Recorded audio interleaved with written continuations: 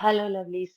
So weekend வந்தாச்சு. இந்த வீக்கெண்ட என்ன பண்ணலாம் அப்படின்னு நாங்க ரொம்ப நேரம் யோசிச்சுட்டு, சரி ஓகே எப்படியும் குரோசரிஸ் வாங்கணும். அப்படியே வெளியில போலான்னு யோசிச்சோம். அப்பயும் சரி லூலு மால் இன்னும் பெருசா நாங்க போனதே கிடையாது. ஒரு நாள் நான் வீட்ல இருந்து வரும்போது ஆன் தி வே அப்படியே சும்மா எப்படி இருக்கு அப்படின்னு பார்த்துட்டு மட்டும் வந்துட்டோம்.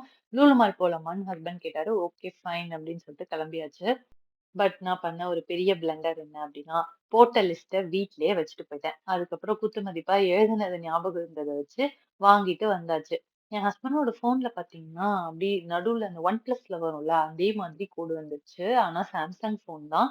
சரி வேற வழி இல்ல அப்படின்னு சொல்லிட்டு நாங்க வேற ஃபோன் சாம்சங் S24 FE வாங்கியிருந்தாரு. அது இன்னைக்கு தான் டெலிவர் ஆயிருந்தது. சரி அத கொஞ்ச நேரம் ஓப்பன் பண்ணி பார்த்துட்டு இருந்துட்டு, ஆஸ் யூசுவல் வீக்கெண்ட் வேலைகள், இந்த refill items, counter top cleaning வேற ஏதாவது இந்த வீக் டேஸ்க்கெல்லாம் என்னென்ன ரெடி பண்ணணும்னு பார்த்து ஒவ்வொன்னா எடுத்து ரெடி பண்ணி வச்சுட்டு இருந்தோம்.